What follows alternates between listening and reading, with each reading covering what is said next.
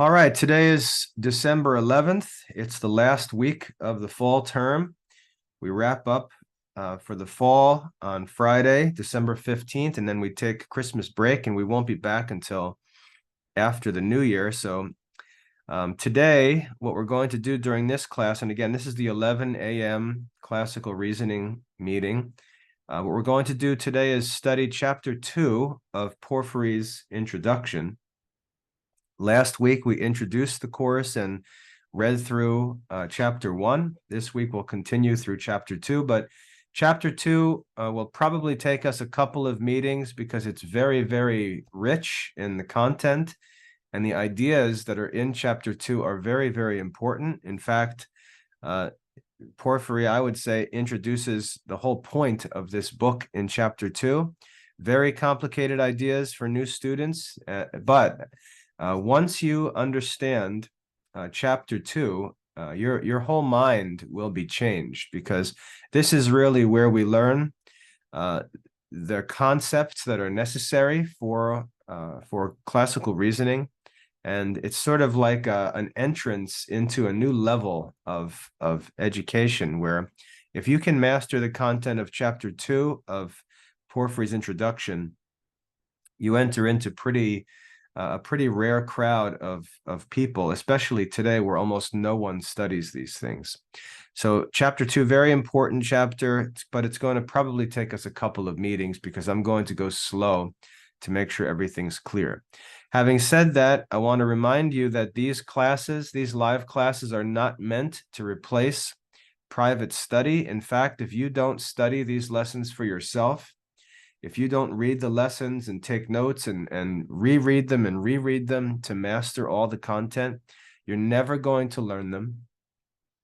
So these lessons are meant to help you study them more easily, more accurately, to avoid troubles, to avoid misunderstandings. But really, the live classes are just meant to help you study. And then you've got the studying to do, you've got the assignments to complete, to develop and demonstrate your understanding of the lessons. And if you do that the right way, you'll make progress in these studies. And I think it'll be pretty efficient. You won't waste a lot of time in confusion. You won't waste a lot of time submitting assignments that end up getting low scores that you've got to redo and resubmit. The live classes are intended to try to help you avoid all that. But everything is going to come down to your own personal study and your own work on the assignments. If you were to ask, for example, where did I learn these things? I never had a teacher for these subjects. I had a teacher for some classical studies, mostly grammar type stuff. But once I got into real philosophy, into the study of the 7 liberal arts and the philosophical sciences, I had to be my own teacher. I had to learn by studying. And so, it's important to know that you're really not dependent on a teacher, because the authors of these books are the teachers. I'm just a helper. They're the teachers. So make sure you make studying your priority. Use these classes to help, but make sure you devote your time to studying, reading, taking notes, rereading. Make sure you understand every sentence of every chapter, because if you don't do that, you'll just never make progress. So make sure you study and use these lessons to help you do so. Now, today, as I said, we're going to study chapter 2 of Porphyry's introduction. I'm going to share my screen here. Chapter 2 of Porphyry's introduction. Remember that Porphyry explains that his goal in this introduction, he lived about 600 years after Aristotle, 500 years after Aristotle. His goal was simply to help students understand Aristotle's categories by teaching them some concepts that he said were a cause of confusion. There were 5 concepts that he said were a cause of confusion. So let me put you to the test. Does anybody remember what the 5 concepts were that Porphyry said we need to understand? Good, that's one. Genus, that's one of them. There were 5 of them. Difference, species, very good. Peculiarity, one more, starts with an A. One more starts with an A. Very good. All right, so great. So we got the five predicables. They're called the five predicables. Very good. So we have genus, difference, species, peculiarity, and accident. Awesome. So he introduces them in the first chapter, and he says, this is what we need to understand if we're going to do well in Aristotle's categories.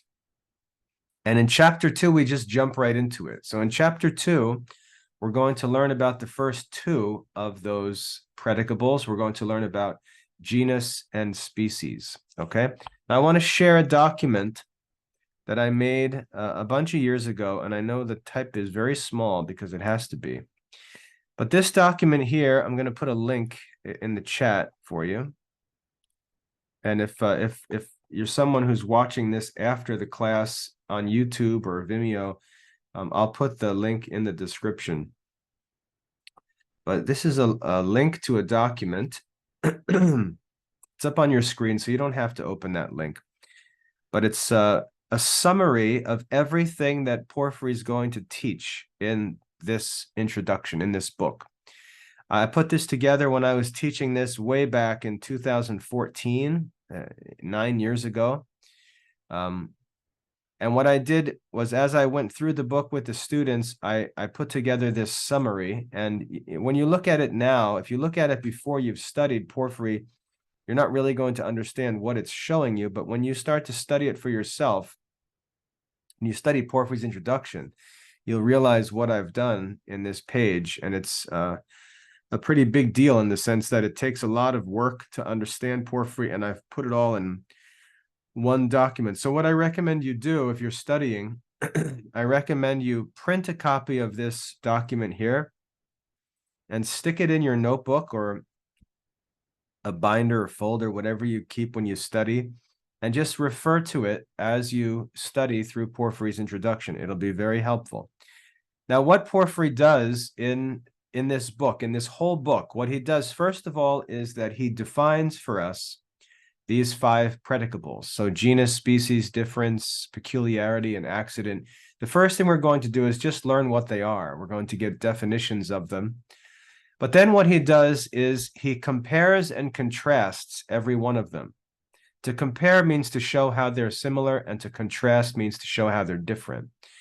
So the problem with these five things, with genus, species, difference, peculiarity, and accident, is when we start talking about them, sometimes they seem to be similar. They seem to be the same thing. How are, we don't really understand how they're different, or what's different, what exactly they are.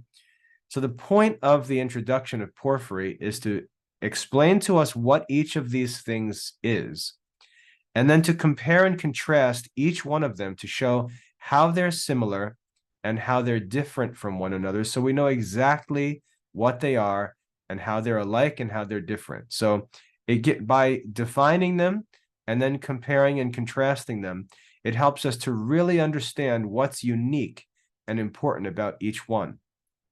So if you look on this document here, what you'll see is at the top, you'll see 4 of the predicables listed: genus, difference, species, and peculiarity. And then down the side, you'll see difference, species, peculiarity, and accident. And then in each of these boxes, you'll see a comparison and a contrast, common and different, between 2 of the predicables. So up top, you see genus. On the left, you see difference. So if we compare and contrast genus and difference, we see these are the things that they have in common. These are the things that are different between them. And then if we go on, we can compare genus with species, and we see that these are the things that genus and species have in common.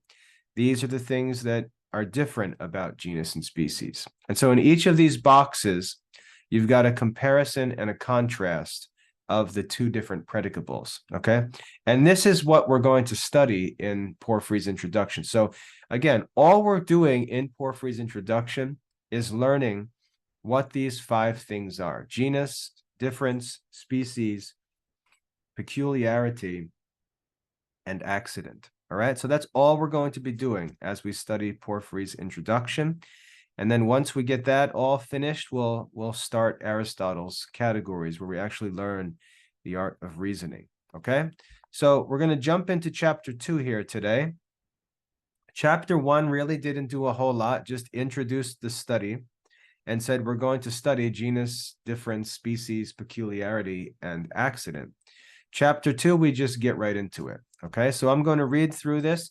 We're going to go very slowly because it can get very complicated, very confusing very quickly. Now, what I recommend you do, and I'm serious about this, I recommend that you have something to take notes with, because what I'm going to do is, as we go through, I'm going to show you the spots where students get confused, and you'll be able to make a note to watch out for those spots. And then when you study it on your own, you'll be able to move through them carefully and not get hung up on those things. All right. So we're just going to go through nice and slowly, and we're going to make sure that everything is clear, and we'll just take as much time as it takes to get through this. I'm not going to try to rush through it in one video or anything like that. We're just going to move through it. I'm going to make sure everything's clear. And if it takes 2 videos, if it takes 3 videos, that's fine, because this chapter is really important. Okay, so chapter 2 of Porphyry's introduction. Okay, so the first thing we're going to do is we're going to try to understand genus and species. They're the first 2 predicables we're going to study here, and we study both of them in chapter 2. Okay, so reading the text, we read, "It seems indeed that neither genus nor species is simply denominated." It seems that neither genus nor species is simply denominated. So right there, the first sentence, most students have no idea what that sentence means. And it's an important concept that we're going to see talked about all the time as we study classical reasoning. So we've got these 2 terms, these 2 words, genus and species, and we ask the question, what do these words mean? What do they mean? And Porphyry says, well, it's kind of complicated. It's not very simple to explain what they mean. And this is one of the main points of classical reasoning.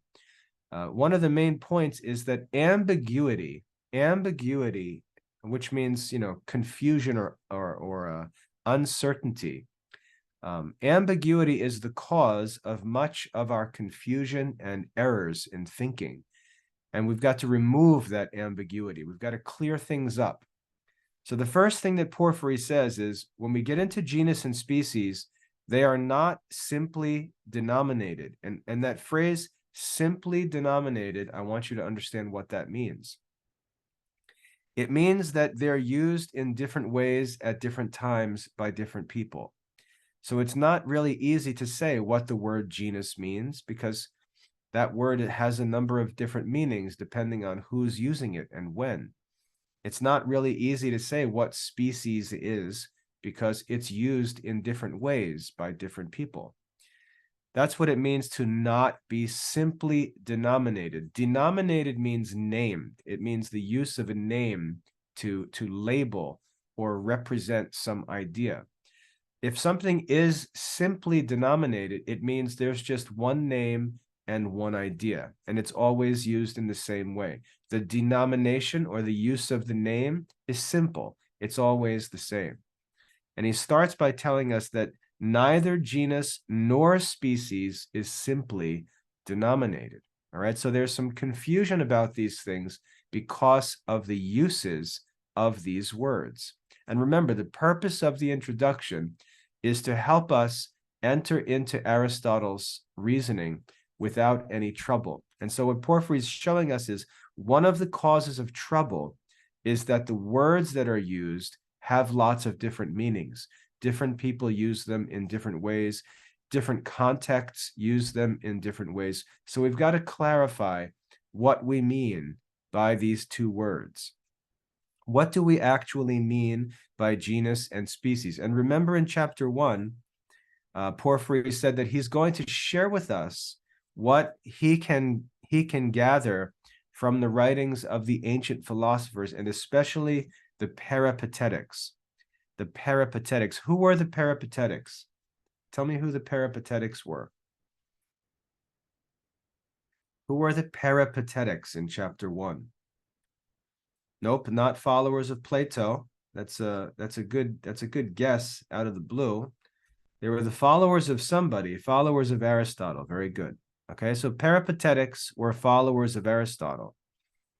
So yes, there's confusion about these words, but we're going to clear up this confusion because we don't care what other people say about these words. We don't care how other people use them. We're going to study Aristotle. We want to understand how Aristotle and his followers use these words. That's all that matters. And again, this is called vocabulary in context. So when you're studying things, when you're reading, you can't just get a dictionary and look up words and think that whatever you find in the dictionary is the right meaning of a word. If you're reading a certain author, if you're reading Plato, you've got to understand what Plato means by different words that he uses. If you're reading St. Paul in the New Testament, you've got to understand what words mean to St. Paul when he uses them. If you're reading Aristotle, you've got to know what Aristotle means by these words. And usually, somewhere in their writings, they give us a clear definition, and they disagree on different things. They disagree on different ideas. They change the definitions based on their disagreements. And so you've really got to make sure you understand what that word means in the mind of the author who you're reading, or someone that you're listening to who's speaking.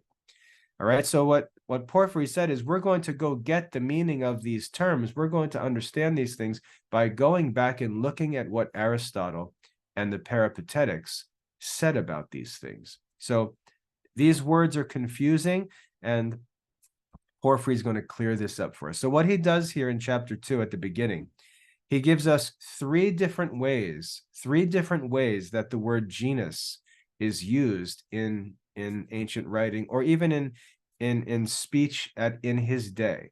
He gives us three different meanings, three different uses of the word genus, and he tells us that the third one is the important one.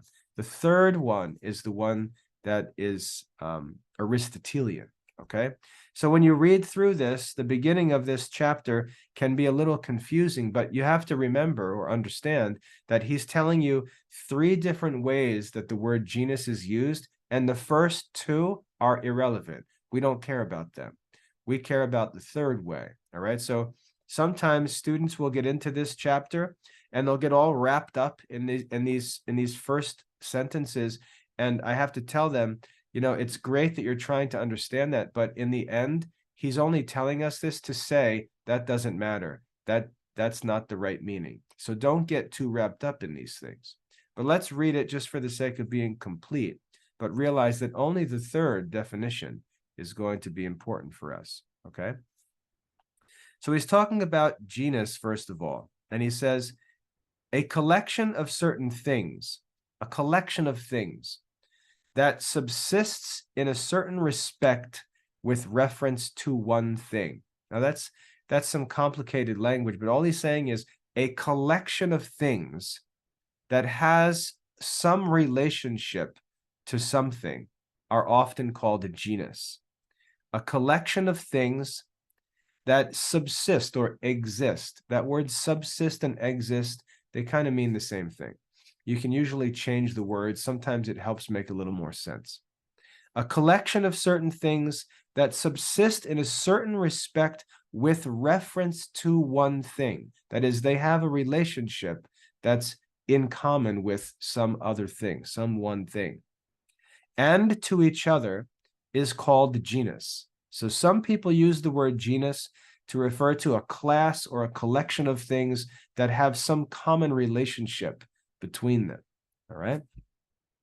And then he gives us an example. So that's the first use of the word genus. Some people use the word genus to refer to a collection of things that have some relationship to something and to each other. And then he gives us an example.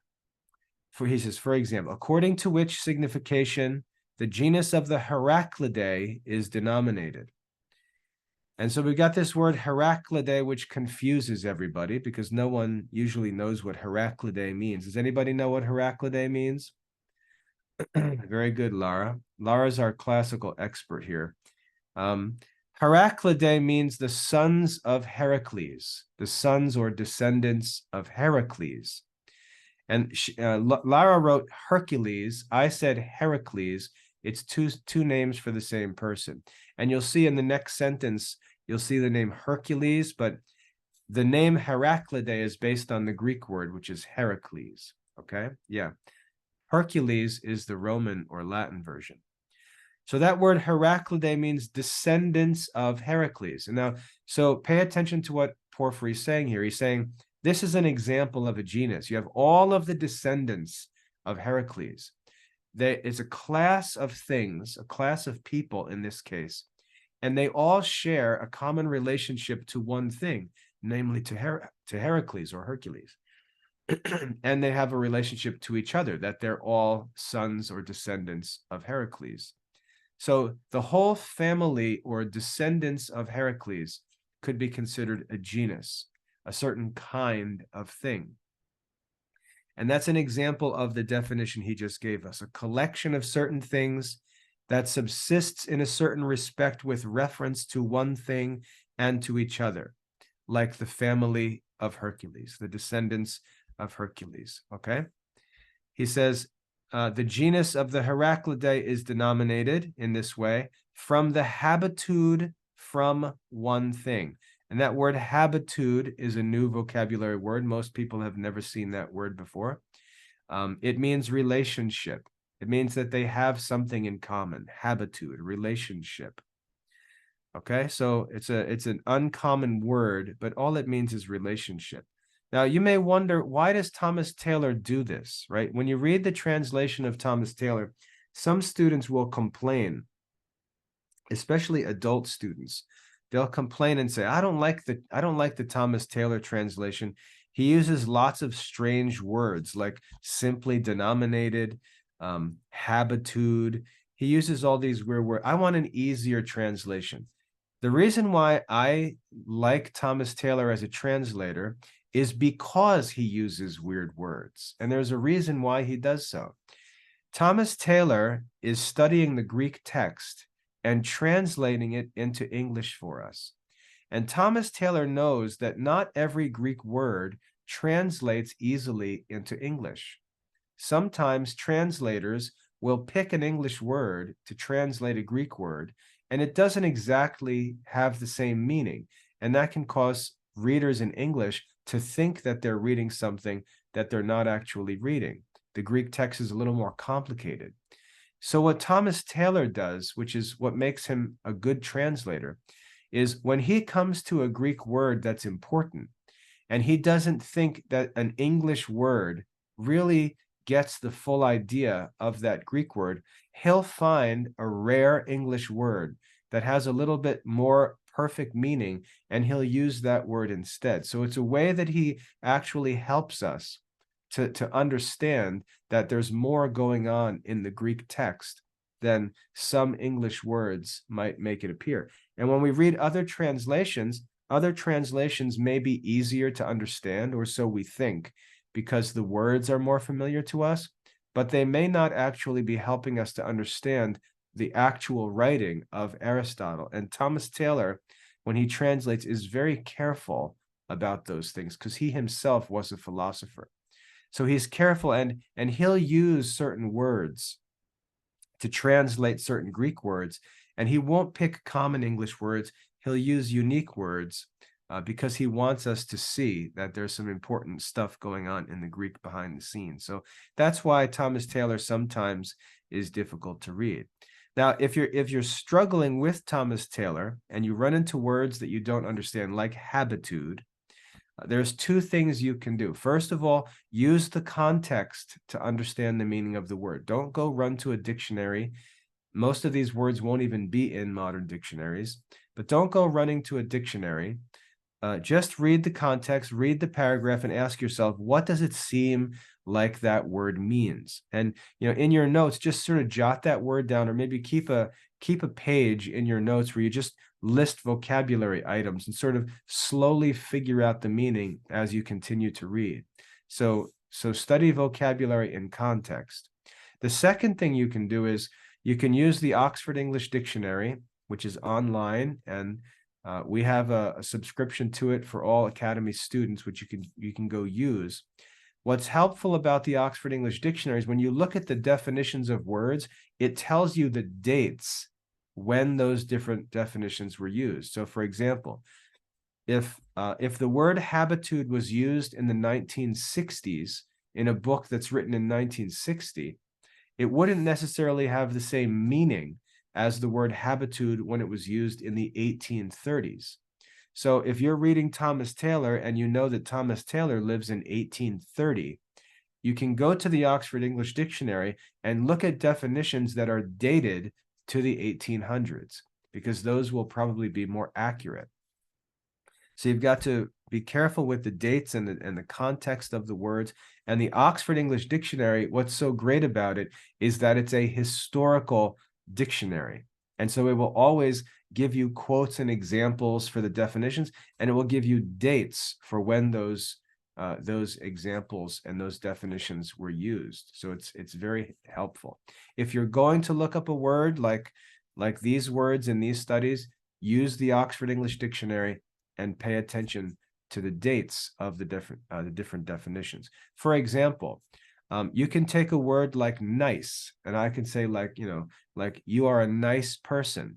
And in our generation today, nice means like kind, friendly, a sweet person, a good person. You're a nice person. Whereas if you go back into, let's say, like the 1500s, the word nice meant stupid, like you're a stupid person. So to call somebody nice, yeah, that's right. There's the context and the timing of the words are really important. So if you're reading something from the 1500s like Shakespeare, and Shakespeare calls something nice, that doesn't mean that it's sweet and good. It means that it's stupid. So you've got to make sure you read vocabulary in context and don't just assume that words that are used mean what you think they mean. You've got to use the context to understand the vocabulary. All right. So I think you understand that. So the first meaning of the word genus here is like a family, okay? A class of things that share some relation to one thing. Like all of the children in the family have a relation to like the patriarch or some ancestor of the family. They're called the Heraclidae, the sons of Heracles. They're denominated or named from the habitude from one thing, based on their relationship that they share to one thing. And he says, I mean from Hercules. And the multitude of those who derive in a certain respect an alliance from him, being thus denominated according to abscission from other genera. And you can see how hard this reading is. They're given this name Heraclidae to abscise them from other genera, or to separate them from other families. Abscission means to cut something away. So this name Heraclidae separates them or cuts them away from other classes and identifies them as a certain group. Okay, so the language is complicated. And I'm not sure how well students can really get through this without the help of a teacher. But once you get it, you're like, okay, that's not too complicated, pretty simple. That's the first meaning of the word genus, okay? Now he's going to give us another. He says, after another manner, in another way. So here's the second meaning. After another manner also, the principle of the generation of everyone is denominated genus. So here's a second meaning. The principle of the generation, or the source, the origin of people, is also called the genus. And you can see how the word genus there sort of relates to this word generation, right? It's like the source of where they come from. And it could be more general than the one we just saw. So for example, he gives us some examples. It could be the generator, a person from whom they're generated, or the place in which someone is born. So if I say that, we're all Americans, well, that would be a genus, because we have this relationship to us based on our principle of generation. We were born, assuming we were born in America. We're Americans, okay? That's another use of the term genus. And he gives some examples. Thus, we say that Orestes derived his genus from Tantalus, because he was a descendant of Tantalus, but Hyllus from Hercules. And again, we say that Pindar, who was a writer, We say that he was by genus a Theban, that is, he came from Thebes or was born in Thebes, but Plato was an Athenian.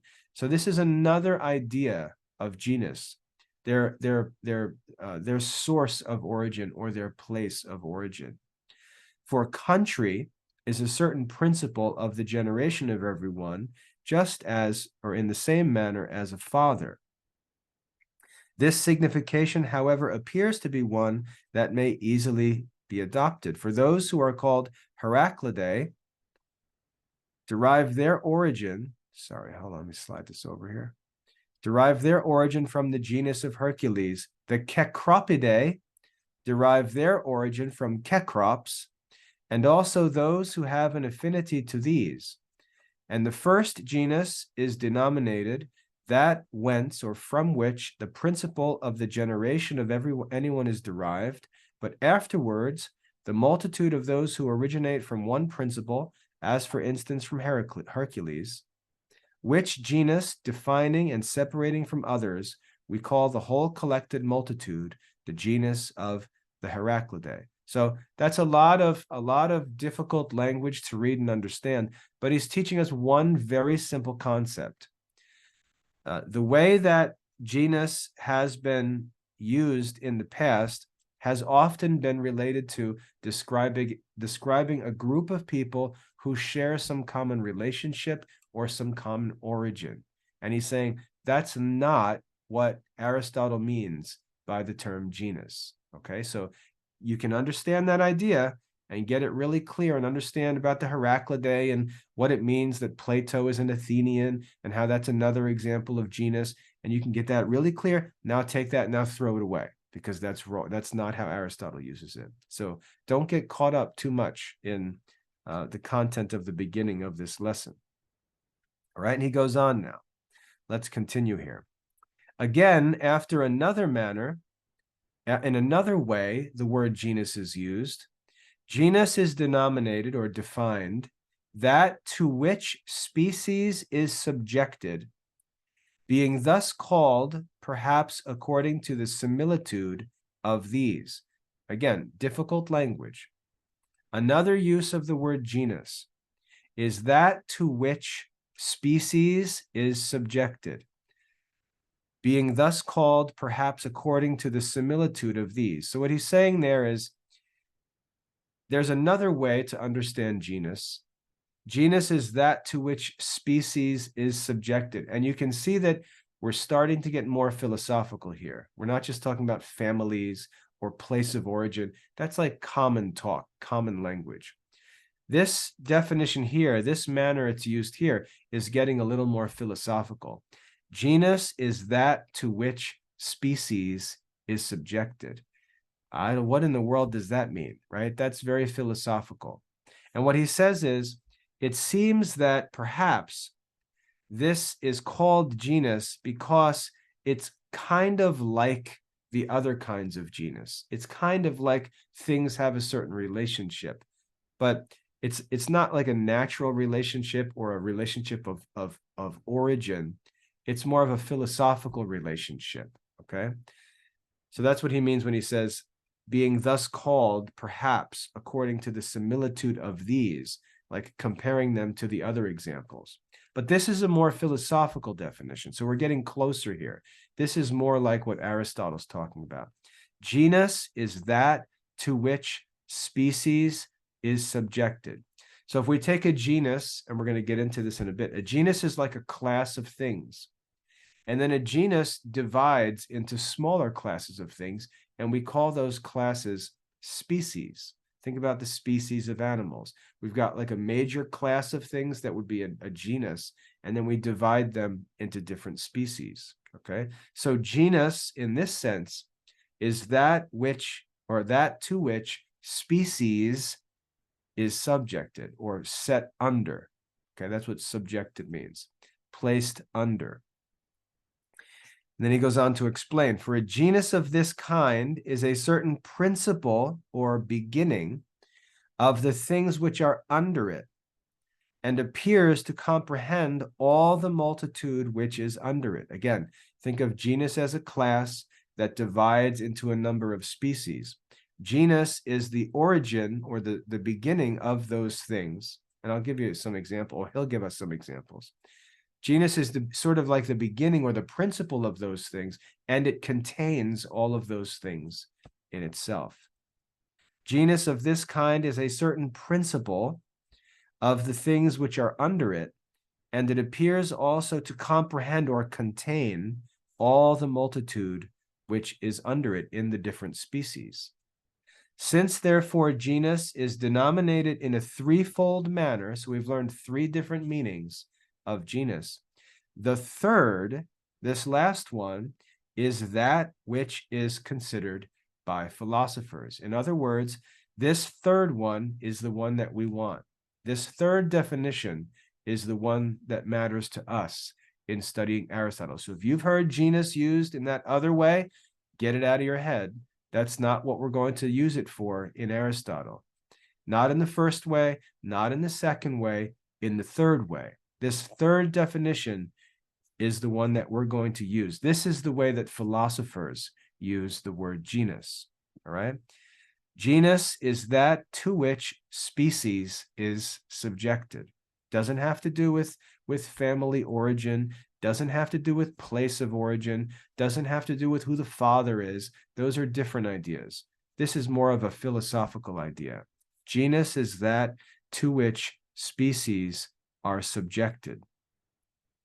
This third meaning, he says, is that which is considered by philosophers, which also describing, now we're going to get sort of more detailed into this definition. So we took a very general definition that genus is that to which species is subjected, very general. We're going to now get a little more detailed, okay? He says, which also describing, they explain when they say that genus is that which is predicated of many things, differing in species, in answer to a question, what a thing is. And that's really the definition of genus that we're going to use, okay? Genus is that which is predicated of many things, differing in species, in answer to the question, what is it, or what a thing is. So that's our definition. Genus is that which is predicated of many things, differing in species, in answer to the question, what is it? Okay, that's our definition. And he says, as for instance, animal. So he gives us an example of a genus, animal. So let's say you're out at the zoo or something like that. You're out in a field somewhere in the woods, and you see something, and your little cousin or your sister or someone points to it and says, what is that? What is that?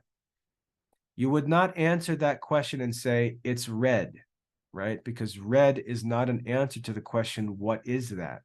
When someone asks, what is that? They want to be given the substance of what it is. They want to be told what it is. And so there's a number of different ways that you could answer that question. If they say, what is that? And you look and you realize that it's your father, you could say, that's dad. And you could name an individual. Okay, you could name an individual. That's one way you could answer the question, what is that? It's really not the right answer because she's asking, what is that? Not who is that?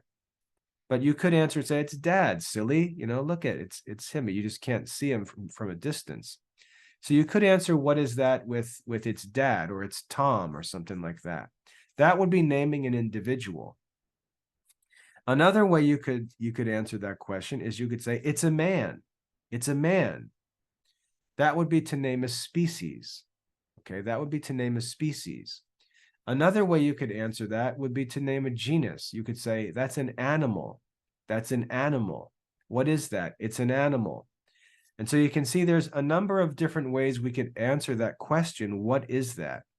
One of them would be an individual. One of them would be a species. One of them would be a genus.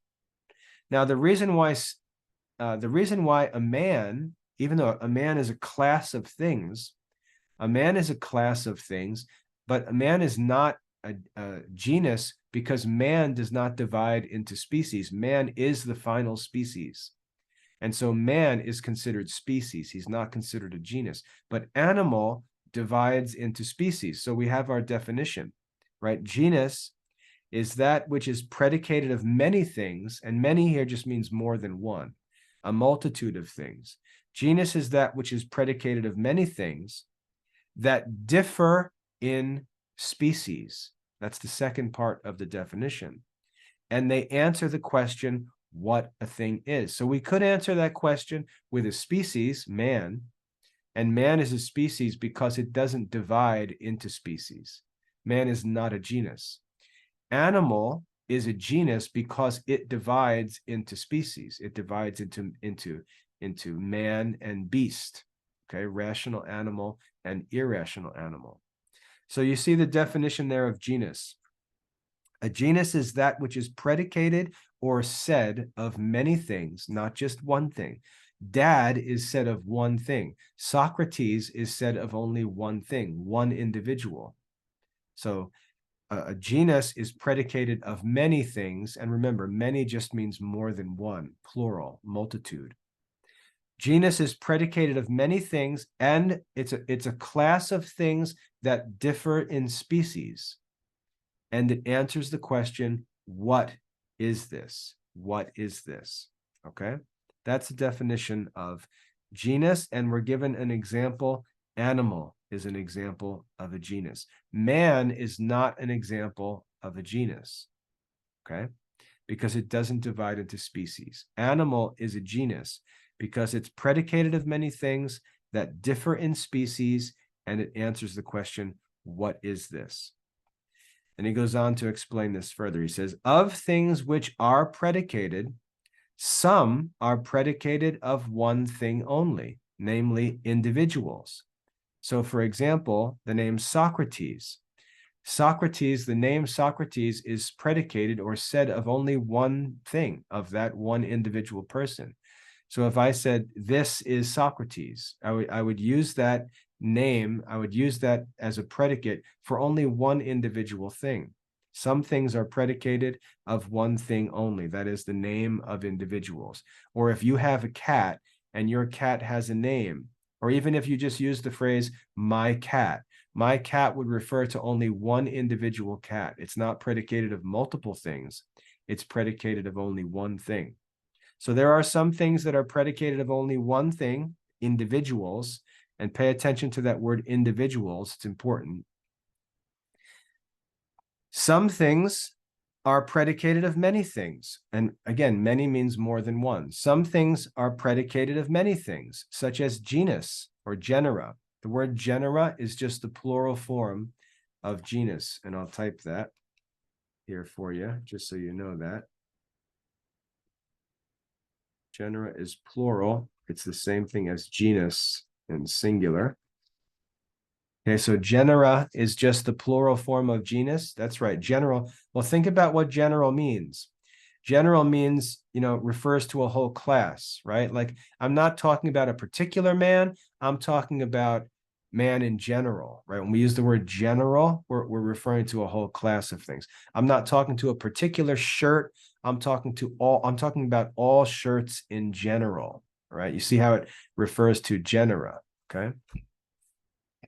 But that's what that word means. The word in Latin, the actual word, the nominative case is genus, and the genitive case is generis. So if you looked it up in a dictionary, you would see that. So the stem of the word is actually gener, okay?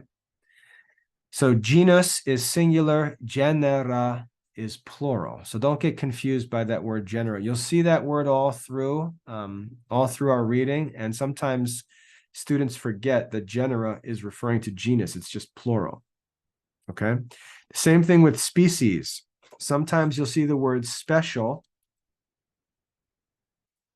You'll see the word special, and you'll think modern language, what does special mean? It means, oh, you're so great, you're special. That's not what special means in these readings. Special means having to do with species, okay? Something is special. It means it's not general. It's not general, it's special. It doesn't have to do with a genus. It has to do with species, okay? So just make sure you pay attention to these words and remember that we're talking about genus and species. Okay, you'll see what I mean. We'll run into problems like that. All right, so some things are predicated of only one thing, like the name of a person, a proper name. We usually use proper nouns for these things. Usually they're capitalized. So if you're saying something about an individual only, you'll usually put that word or start that word with an uppercase letter. It's a proper noun or even a proper adjective. For example, if I use the word almighty, if I say God is almighty, we'll put almighty in capital A because it's a proper adjective. It's something that we predicate that's true of only one individual. Only God is almighty. It's a proper attribute. Okay. Whereas if I said God is good, I might put a lowercase g because there are other things that are good also. God is omnipotent, capital O, because he's the only person of whom it's true that he has all power. Okay, so some things are predicated of individuals. Other things are predicated of many things, such as genera and species, differences, peculiarities, and accidents. Now, notice what he just did there. He just said that the 5 things that he mentioned in chapter 1, they all have this in common. And this is going to get you started with this other document that I shared. The 5 predicables all have something in common. The 5 predicables all have something in common. Who can tell me what the 5 predicables all have in common? He just told us. He just told us. I know we're getting to the end of the class. Maybe your brain is starting to run out of its morning energy. Very good, Monica. That's right. Okay. So this is the first thing we learn about the 5 predicables that they all have in common. They're all predicated of many things. They're all groups. They're all concepts that refer to groups of things. Okay. Genus, difference, species, peculiarity, and accident. They have something in common. There's something important about them. They're all used to speak of more than one thing. All right. None of them refer to individuals. And that's why I said before, it's important to keep your eye on that word individual, because individuals are important. Individuals, let me just say this to explain for you as we wrap up here today. Individuals in philosophy are the only things that actually exist. Individuals are the only things that actually exist. So that's a pretty radical idea. So for example, if I'm talking about man, I'm talking about a species, or if I'm talking about animal, does animal actually exist in the world? Does animal actually exist? No. Does man actually exist? Yes or no? No, right? What actually exists? What actually exists is an individual man. That's what actually exists. So for example, each of you and me, we as individuals, we actually exist. Socrates actually exists. Your pet actually exists. I don't know what that means, Gianna. Just so you know, I don't know what that means. Individuals actually exist. Individuals, pay attention. Please understand this concept. It's important. It's important. Listen. Individuals only actually exist in Aristotle's philosophy. All of these other ideas, so genus, species, difference, peculiarity, and accident, they exist as ideas. They exist as ideas.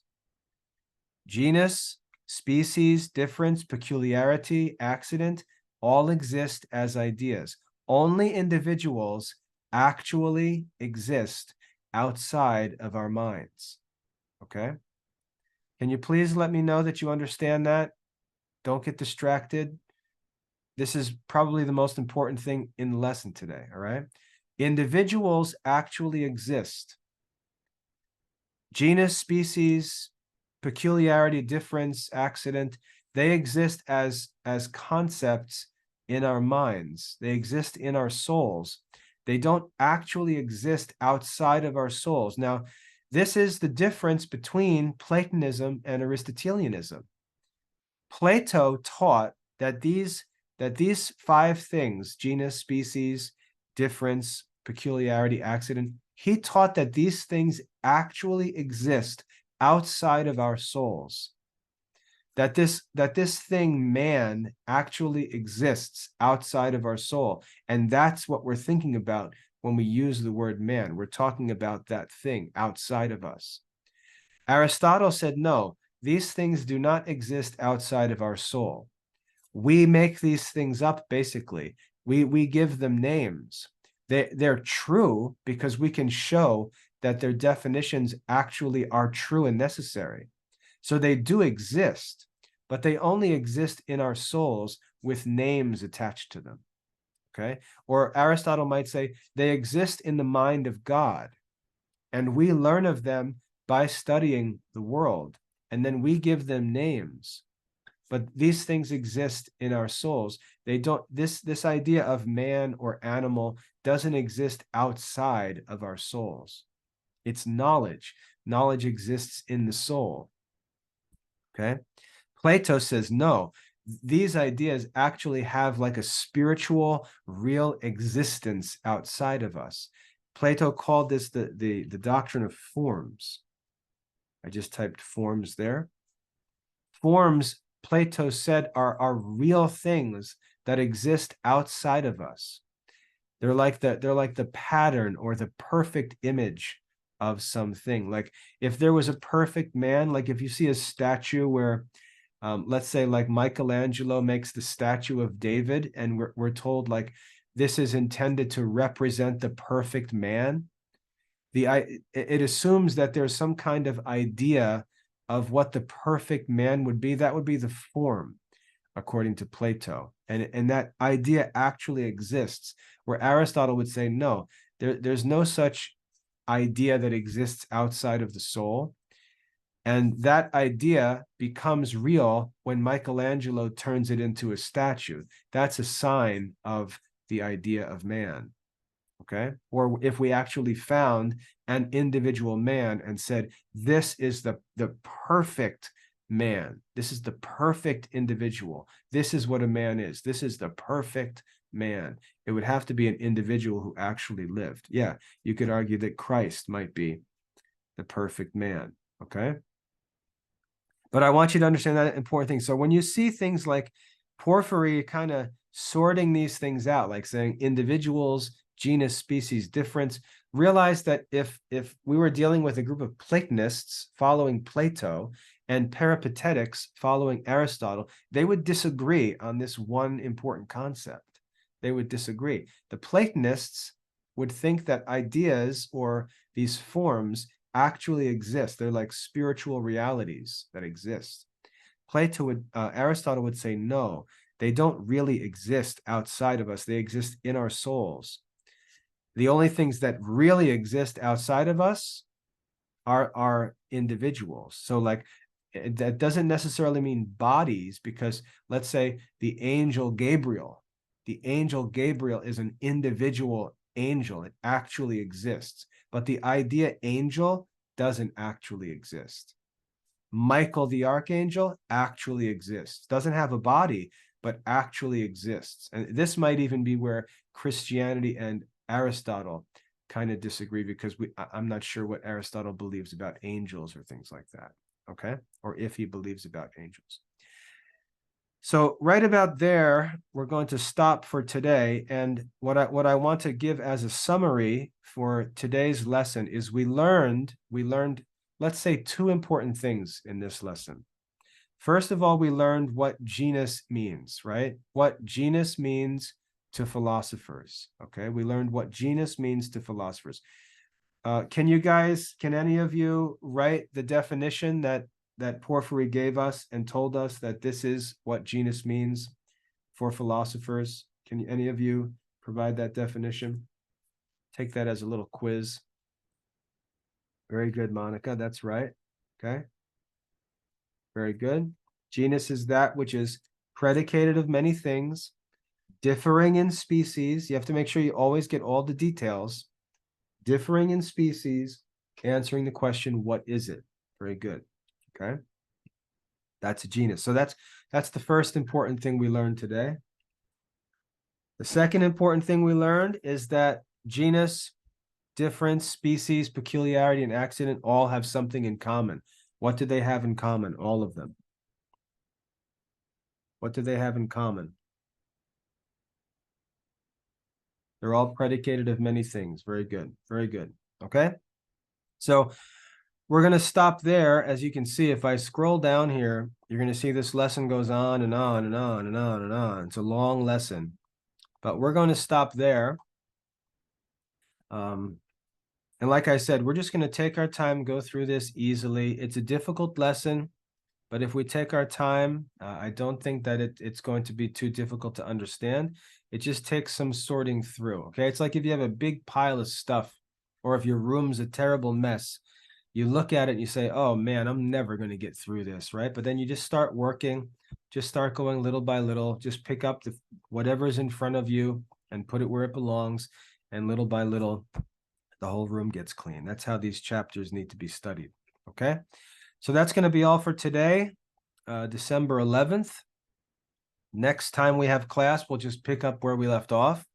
One thing you might want to do, one thing that I actually do is before class, I'll just go find the video from the last class and I'll scroll to the end of it and just watch the end of the video to see where we finished to help me sort of get ready for the next class. So if you're waiting around for a class to start, you might want to just go find the video from the last class, watch the last few minutes, and get yourself prepped for the next class. But we'll pick up here next time we meet, which is probably going to be after the new year.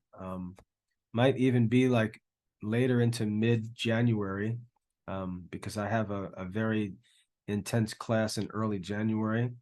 So we'll pick up there and just keep moving forward. So again, study these things on your own, take notes, make sure you understand every sentence of every chapter. If you don't, ask for help. And we're just going to keep going slowly through this over a long time. Okay. So I hope that that's helpful. I'm going to wrap up there for today. Turn my recording off.